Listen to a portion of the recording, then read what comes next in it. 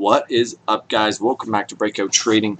It is Friday night, Friday the 13th, and I just finished work. As you can see, it's 9:15 p.m.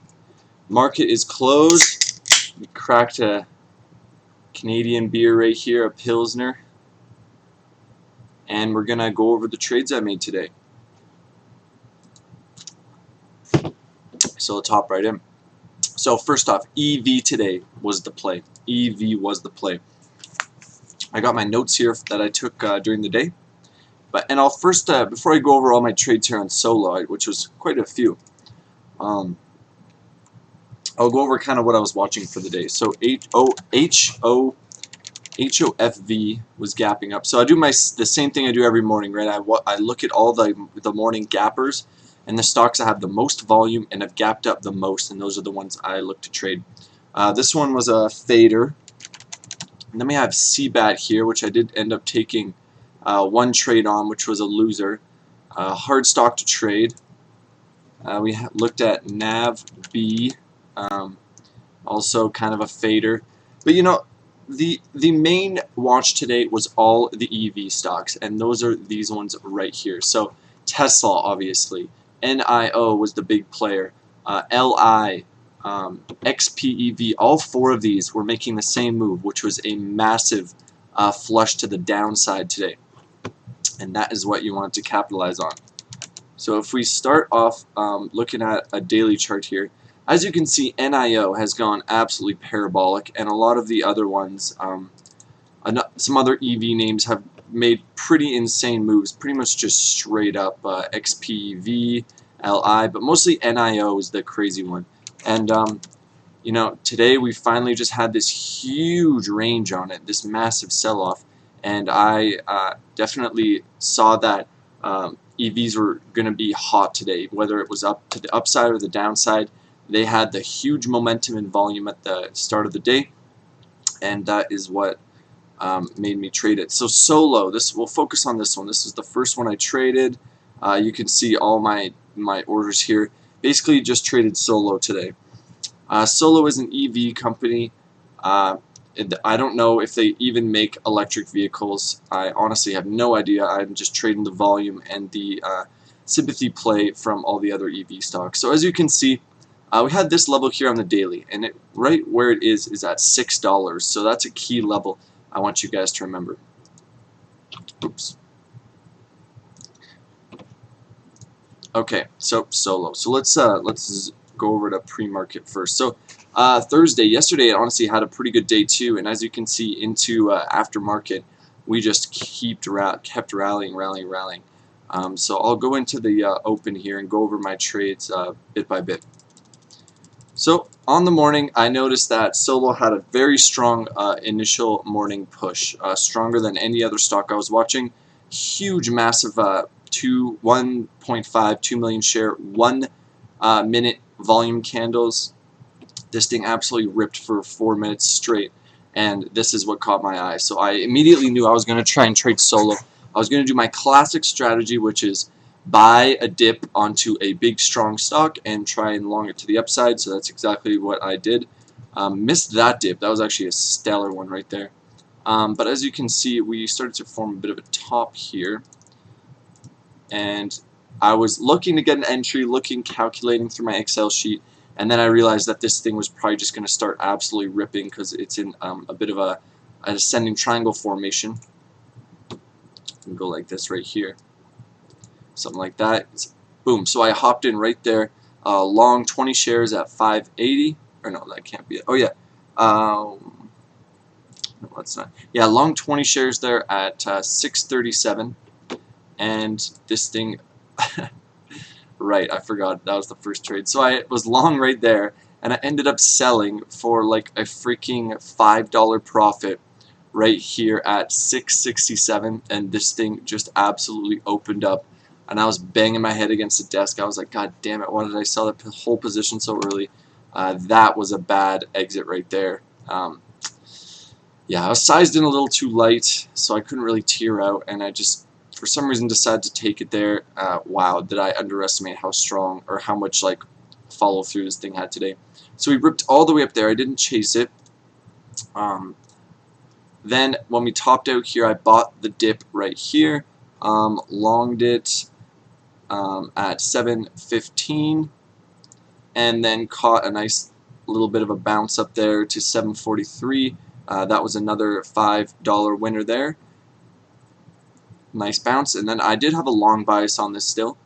So as we pulled back again, I tried to buy another 25 shares here near VWAP, hoping that we'd bounce off this, and if this broke, hoping that we'd hold the this resistance we had in the morning there. Hopefully we'd bounce off that. We stalled out for a bit. We weren't getting the bounce I wanted off of VWAP, and I tried to give it a chance. I gave it a chance, and then right here, right when I saw it try to push up and get rejected, I stopped out here for a $4 loss, and then this thing broke support, broke down below VWAP and below that those highs there. So I kind of went elsewhere for the time being. Where I went next was to CBAT. So this is another one that was gapping up today, and I really liked how it was gapping up above this previous day pivot right here at $5.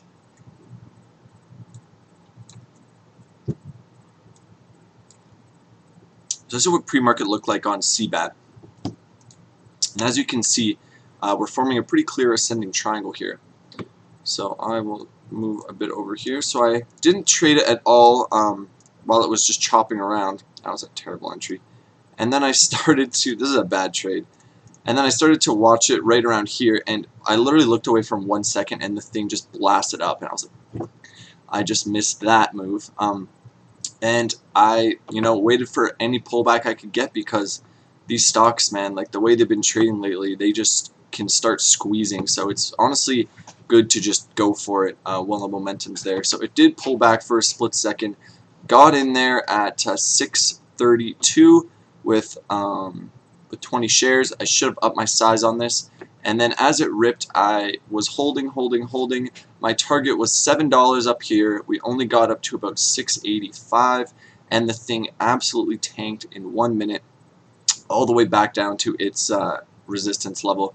And at that point, I just sold it, because I was like, screw this. Like, what a scam. Like, this thing looked like it wanted to squeeze, and I didn't hold my solo position. So what I did is I tried to hold this one, because I was like, oh damn it, well you sold solo too early, you should just hold on to this, at least sell at 7, but it will probably go higher. And so I tried to hold. I was up like $10 here, and then I gave that all back. So took a what was that, a $3 loss there. Nothing too bad. That I pretty much sold a break even, because I just didn't want to deal with it. After that flush, I was like, it's best to just get out. It did end up actually recovering, which sucks. Should have just obviously expected like a retest here. Yeah, that kind of sucks, but whatever. It wasn't really that great of a trade. I guess it had like a pretty decent breakout, but I was hoping for more of a squeeze. Like, what was CBAT? CBAT, I guess, was 20 million share float, so it's not really a squeezer type. So yeah, that's the loss there on CBAT. And then we went back to solo, and this is when things started to take a turn really heavy down for EV stock. So hopefully the chart stays the same here. No, of course not. So what happened at this time is that everything that gapped up in the morning, all these EV stocks started to really sell off. Notably NIL. Like, look at this. I moved from $53 all the way down here to 44. XPEV started to really sell off. LI as well, huge sell-off, bear flag, and then a continuation. So all of these stocks really were selling off. So Solo being an EV stock, I expected it to follow with the trend. Unfortunately, I picked the only EV stock that wasn't actually selling off super hard, which is annoying. But I'll go over my my trades anyway. So after we longed it here in the morning, we were up a little bit. I think we were up like $7 or something on the day. Took a lot of trades, so we paid a ton in fees today, which sucks, but it's just because I'm using such small share size, and plus I had to locate some shares to short here on solo. As you can see, I paid $3 for those, so that's a pretty nice borrow fee. And that's part of the reason I wanted to come to TradeZero, is because I didn't want to be only stuck long buys. So when stuff like this happens, I'm able to go on the short side too. So right here, we shorted solo at 621. So a bit of a chase, but I was hoping that this $6 daily level would break and just sell off with all the other EVs, you know, hopefully to the low of day. So yeah, we got short there, and then our stop loss was right above VWAP. So we got short. It tries to get above VWAP, gets rejected again, and then I added another 30 shares. So I was short 60 shares at the stop over VWAP, and we absolutely have a nice dump. I was unrealized up really big here, but I didn't want to do what I did with solo on the way up. I wanted to scale out slowly, so I sold half here and decided to hold the other half for a further move down. But this thing just didn't really want to move down. It kind of popped up a bit. It was running into like this support right here, right at that 620 area. Couldn't get above it, and I just didn't really love it, so I just covered the other half right here at just about break even. And this was actually when I was at the shopping mall. So during this action here, I went food shopping, and I kept checking my phone, and I was like, I don't know why all the other EV stocks are selling off so much and this one isn't. So I just covered.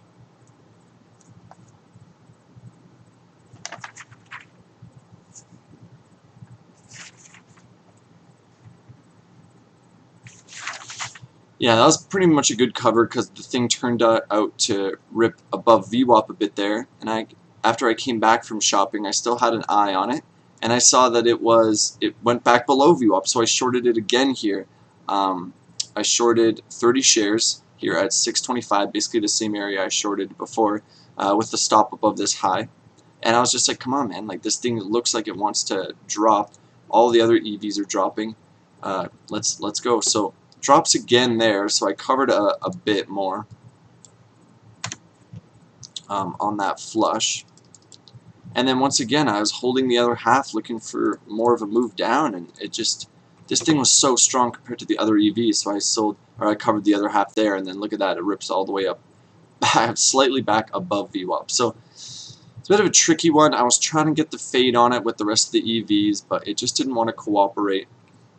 Overall, pretty good trading. I am happy with how I performed on this. As you can see here, up 31.86 on the day. However, we paid 15, 16, 17. We paid $18 in locate fees and commissions today. So we're only up 13.86 net, which makes back my loss from yesterday, so I'm not that upset.